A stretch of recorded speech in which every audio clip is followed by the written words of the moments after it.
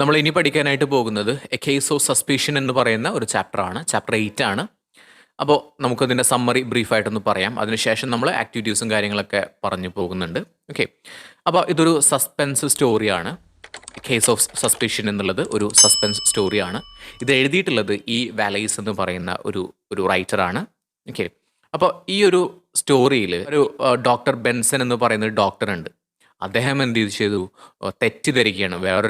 ഒരാളിനെ എന്താണ് കള്ളനായിട്ട് തെറ്റിദ്ധരിക്കുകയാണ്. അതായത് ഈ ഡോക്ടറുടെ വാച്ച് അയാൾ കട്ടു എന്ന് വിചാരിക്കുകയാണ്. ഒരു സസ്പെക്ട് ചെയ്യാന്ന് വെച്ച് കഴിഞ്ഞാൽ സംശയിക്കുക എന്നാണ് അർത്ഥം വരുന്നത്. അപ്പോൾ അതിനെക്കുറിച്ചിട്ടുള്ള ഒരു കഥയാണ്. അപ്പോൾ എന്താണെന്നുള്ളത് ജസ്റ്റ് ബ്രീഫായിട്ട് പറയാം. ഒരു ദിവസം നമ്മുടെ ഡോക്ടർക്ക് ഒരു കോള് വരികയാണ്. ഓക്കെ. അപ്പോൾ ആ കോള് വരുന്നത് അദ്ദേഹത്തിൻ്റെ ക്ലയൻ്റ് ആയിട്ടുള്ള മിസ്റ്റർ ഓട്ട്സോർലി ആളാണ് വിളിക്കുന്നത്. അപ്പോൾ പാതിരാത്രിയാണ് വിളിക്കുന്നത്. രാത്രി ആൾ ഉറങ്ങുന്ന സമയത്താണ് വിളിക്കുന്നത്.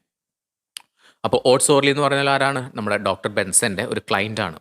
അപ്പോൾ അദ്ദേഹത്തിൻ്റെ ഈ ഓട്ട്സോർലിയുടെ വൈഫ് ലേബർ പെയിൻ ആണ്. അദ്ദേഹത്തിൻ്റെ വൈഫിന് നമ്മുടെ പ്രസവ വേദനയെ തുടർന്നിട്ട് വയ്യാതായിട്ടിരിക്കുകയാണ്. അപ്പോൾ ഉടൻ തന്നെ പ്രസവിക്കാനായിട്ടുള്ള ഒരു സാധ്യതയുണ്ട്. നമുക്കറിയാലോ, പ്രസവ വേദന വരുന്ന സമയത്ത് പ്രസവം പെട്ടെന്നാവാനായിട്ടുള്ള സാധ്യതയുണ്ട്. അപ്പോൾ അതുകൊണ്ട് ആര് വേണം? ഡോക്ടർ വേണം. അപ്പോൾ ഡോക്ടർ എന്ത് ചെയ്തു? അങ്ങോട്ടേക്ക് പോകാനായിട്ട്, അല്ലെങ്കിൽ ഓട്ട്സോർലിയുടെ വീട്ടിലോട്ട് പോകാനായിട്ട് തീരുമാനിച്ചു. അങ്ങനെ ആൾ നല്ല മഞ്ഞും കാറ്റും നല്ല തണുത്ത കാറ്റൊക്കെ ഉള്ള ഒരു സമയമായിരുന്നു. രാത്രിയാണ്, പാതിരാത്രിയാണ്. അപ്പോൾ എന്തായാലും അങ്ങോട്ട് പോകാനായിട്ട് തീരുമാനിച്ചു. ഓക്കെ. അങ്ങനെ പോകുന്ന സമയത്ത് ഇദ്ദേഹം കാറിലാണ് യാത്ര ചെയ്യുന്നത്. കാറിൽ പോകുന്ന സമയത്ത് എന്ത് ചെയ്തു? ഒരു സ്ട്രേഞ്ചറായിട്ടുള്ള ഒരു അപരിചിതനെ കണ്ടുമുട്ടുകയാണ്. ഓക്കെ. അപ്പോൾ ഈ അപരിചിതൻ, നമ്മൾ പറഞ്ഞു, നല്ല പാതിരാത്രിയാണ്, രാത്രി സമയമാണ്. അപ്പോൾ ഈ ഒരു വഴിപോക്കൻ അല്ലെങ്കിൽ വഴിയിലൂടെ പോകുന്ന ആൾ ഭയങ്കരമായിട്ട് ബുദ്ധിമുട്ടിയിട്ടാണ് നടന്നു പോകുന്നത്. അപ്പോൾ നമ്മൾ എന്ത് ചെയ്യും? നമ്മൾ ആളിനെ ഹെൽപ്പ് ചെയ്യും. അതേപോലെ തന്നെ ഈ ഡോക്ടർ ബെൻസൺ വിചാരിച്ചു, ഇയാളൊന്ന് ഹെൽപ്പ് ചെയ്യാം. എന്തായാലും പോവുകയാണല്ലോ. അപ്പോൾ പോകുന്ന വഴി ഒന്ന് ഡ്രോപ്പ് ചെയ്യാം ആളെ. അത് മാത്രമല്ല, പാതിരാത്രിയാണ്, ഞാൻ ചിലപ്പോൾ ഉറങ്ങിപ്പോകാനായിട്ടുള്ള സാധ്യതയുണ്ട്. അപ്പോൾ ഒരു കമ്പനി കിട്ടുകയാണെന്നുണ്ടെങ്കിൽ ഇങ്ങനെ സംസാരിച്ചിട്ട് സമയം പോകുന്നത് അറിയില്ല. അപ്പോൾ അങ്ങനെ ചെയ്യാമെന്ന് വിചാരിച്ചിട്ട് അയാളിനെ എന്ത് ചെയ്തു? അയാളെ വണ്ടിയിൽ കയറ്റി. പോവാം, ഞാൻ അവിടെ പോകുന്ന വഴിക്ക് ഡ്രോപ്പ് ചെയ്യാമെന്ന് പറഞ്ഞിട്ട് അയാളെയും കൂടി കയറ്റി. ഓക്കെ. അങ്ങനെ ഇവർ യാത്ര ചെയ്തുകൊണ്ടിരിക്കുകയാണ്. അപ്പോൾ ഡോക്ടർക്ക് സന്തോഷമായി, ഡോക്ടർ ബെൻസന് സന്തോഷമായി. കാരണം ഒരു കമ്പനി കിട്ടിയല്ലോ എന്നുള്ള രീതിയിൽ സന്തോഷമായി. അപ്പോൾ നമ്മുടെ സ്ട്രേഞ്ചർ, ഈ അപരിചിതൻ എന്ത് ചെയ്തു? പറഞ്ഞു, എൻ്റെ പേര് ഇവാൻ എന്നാണ് എന്ന് പറഞ്ഞു. ഒരു ആംബുലൻസിൽ ഡ്രൈവറായിട്ട് ജോലി ചെയ്ത് വരികയായിരുന്നു. ജോലിയൊക്കെ പോയി. ഇപ്പോൾ പുതിയ ഒരു ജോലിക്ക് വേണ്ടിയിട്ട് നോക്കുന്നുണ്ട്. അപ്പം അങ്ങനെയുള്ളൊരു യാത്രയിലാണ്, ജോലി അന്വേഷിച്ച് പോവുകയാണെന്ന് പറഞ്ഞു. എന്നിട്ട് ചോദിച്ചു, ഇവാൻ ചോദിച്ചു, ഡോക്ടറിനോട് ചോദിച്ചു, ഡോക്ടർ ഒരു സിഗരറ്റ് ഉണ്ടോ? നല്ല തണുപ്പും ഇതാണ്, സിഗരറ്റ് ഉണ്ടോ ചോദിച്ചു. അപ്പോൾ തീർച്ചയായിട്ടും ഡോക്ടറുടെ കയ്യിൽ ഉണ്ടായിരുന്നു, ആ ഒരു സമയത്ത് ഉണ്ടായിരുന്നു. അപ്പോൾ ഡോക്ടർ എന്ത് ചെയ്തു? സിഗരറ്റ് കൊടുത്തു. അതിനുശേഷം പിന്നീട് വലിക്കാനായിട്ടൊരു സിഗരറ്റ് കൂടി തരുമോ ചോദിച്ചു. ഓക്കെ. അങ്ങനെ അത് ഇവാൻ ചോദിച്ചു, ഇപ്പോൾ സിഗരറ്റ് കൊടുത്തു, ഓക്കെ, ഒരു സിഗരറ്റ് കൂടി തരുമോ ചോദിച്ചു പിന്നീട് വലിക്കാനായിട്ട്. അപ്പോൾ ഡോക്ടർ അതിന് റിപ്ലൈ പറയുന്നതിന് മുന്നേ തന്നെ എന്ത് ചെയ്തു? ഇവാൻ കുറച്ചുകൂടി ഫ്രീ ആയല്ലോ എന്നുള്ള രീതിയിൽ എന്ത് ചെയ്തു? ഇവാന് നമ്മുടെ ഡോക്ടറുടെ പോക്കറ്റിൽ കൈയിട്ടിട്ട്, ചിലപ്പോൾ ഡ്രൈവിങ്ങിൻ്റെ അത് തെറ്റണ്ടെന്ന് വിചാരിച്ചിട്ടായിരിക്കും, ഫോക്കസ് പോകണ്ടെന്ന് വെച്ചിട്ടായിരിക്കും, ഇനി ഇത് പോക്കറ്റിൽ നോക്കിയിട്ട് എടുക്കുന്ന സമയത്തുള്ള ഫോക്കസ് പോകണ്ട എന്ന് കരുതിയിട്ടായിരിക്കും ഇവാൻ എന്ത് ചെയ്തു? ഡോക്ടറുടെ പോക്കറ്റിൽ നിന്ന് സിഗരറ്റ് എടുത്തു. ഓക്കെ.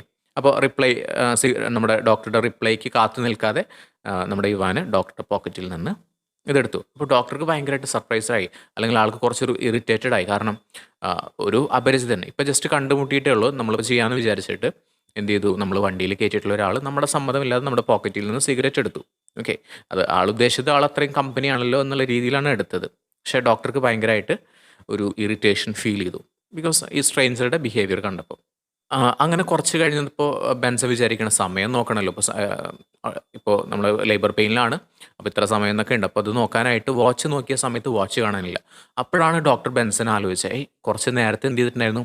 ഇവാൻ ഡോക്ടറുടെ പോക്കറ്റിൽ കൈയിട്ടിട്ട് സിഗരറ്റ് എടുത്തിട്ടുണ്ടായിരുന്നു. ആ സമയത്ത് ചിലപ്പോൾ ഇവാൻ എന്ത് ചെയ്തിട്ടുണ്ടാവും? ഈ നമ്മുടെ വാച്ച് എടുത്തിട്ടുണ്ടാവും. അപ്പോൾ ഡോക്ടർക്ക് ദേഷ്യം വന്നു. അപ്പോൾ ഡോക്ടർ ഇവാനോട് പറഞ്ഞു, നീ കള്ളനാണ്. കാരണം സംശയിക്കാൻ കുറേ കാര്യങ്ങളുണ്ട്.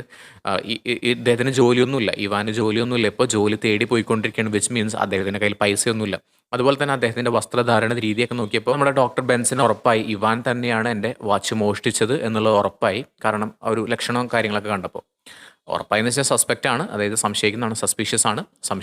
സംശയത്തിന് ഉതകുന്ന രീതിയിലുള്ള വസ്ത്രധാരണ രീതിയും കാര്യങ്ങളൊക്കെയാണ് നമ്മുടെ ഇവാൻ ഉണ്ടായിരുന്നത്. അപ്പോൾ അതുകൊണ്ട് സംശയം കൂടി. അങ്ങനെ ഡോക്ടർ പറഞ്ഞു മര്യാദയ്ക്ക് എൻ്റെ വാച്ച് തിരികെ തന്നോ, അല്ലാന്നുണ്ടെങ്കിൽ നിന്നെ ഞാൻ വെടിവെക്കുന്നു പറഞ്ഞു. അപ്പോൾ ഇവാൻ എന്ത് ചെയ്തു, ഇവാൻ്റെ പോക്കറ്റിലുണ്ടായിരുന്ന വാച്ച് എടുത്തിട്ട് ബെൻസൻ്റെ പോക്കറ്റിൽ തന്നെ ഇട്ട് കൊടുത്തു. ഓക്കെ, എന്നിട്ട് നിഷ്കളങ്കമായിട്ട് നോക്കി, നമ്മുടെ ഡോക്ടർ ബെൻസനെ നിഷ്കളങ്കമായിട്ട് നോക്കി. പക്ഷേ ഡോക്ടർ ബെൻസൻ എന്ത് ചെയ്തു, ഇവൻ കള്ളനാണ് എന്നുള്ള രീതിയിൽ തന്നെ എന്ത് ചെയ്തു, വണ്ടിയിൽ നിന്ന് പുറത്തിറങ്ങാൻ പറഞ്ഞു. നീ പോയിക്കോ, ഇനി ഇവിടെ എൻ്റെ വണ്ടിയിൽ ഇരിക്കണ്ട പറഞ്ഞിട്ട് പുറത്തിറക്കി. അങ്ങനെ ചീത്തൊക്കെ വിളിച്ചിട്ട് ബെൻസൻ എന്ത് ചെയ്തു, അവൻ്റെ വാച്ചൊക്കെ കൊണ്ടുപോയി എന്നൊക്കെ പറഞ്ഞിട്ട് ചീത്തൊക്കെ വിളിച്ചിട്ട് ആൾ വണ്ടി ഓടിച്ച് പോയി. അങ്ങനെ നമ്മുടെ സോർലിയുടെ വീട്ടിലെത്തി. സോർലിയുടെ ഭാര്യയാണല്ലോ വയ്യാണ്ട് എടുക്കല്ല, ഗർഭിണിയായിട്ട് പ്രസവിക്കാനായിട്ട് കിടക്കുന്നത്.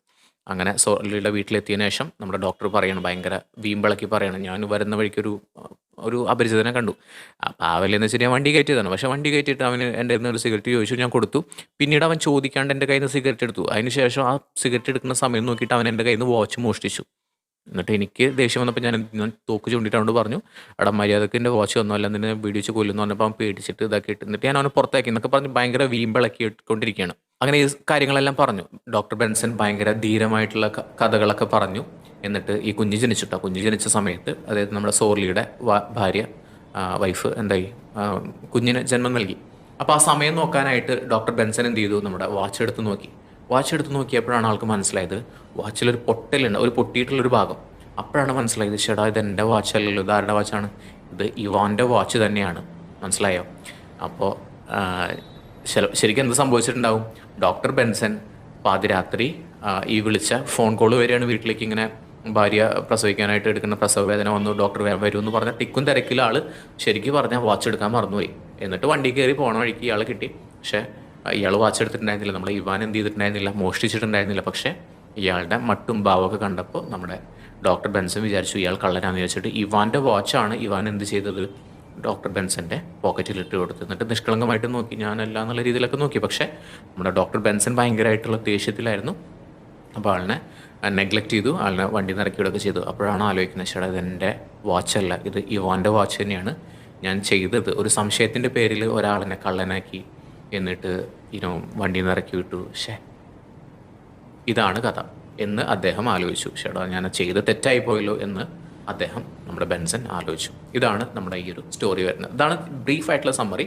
അപ്പോൾ ഇതിൻ്റെ ഡീറ്റെയിൽ ആയിട്ടുള്ള കാര്യങ്ങളെല്ലാം നമ്മൾ എക്സാമിൻ്റെ മൊഡ്യൂൾസ് പ്രാക്ടീസ് ചെയ്യുന്ന സമയത്ത് പറയുന്നുണ്ട്, നമ്മുടെ ലൈവ് ക്ലാസ്സുകളിലൊക്കെ ആയിട്ട് പറയുന്നുണ്ട്. ഓക്കെ, സോ അത്രയേ ഉള്ളൂ ഈ ഒരു ചാപ്റ്റർ. നമ്മൾ ഇനി അടുത്ത ചാപ്റ്റർ നോക്കാം.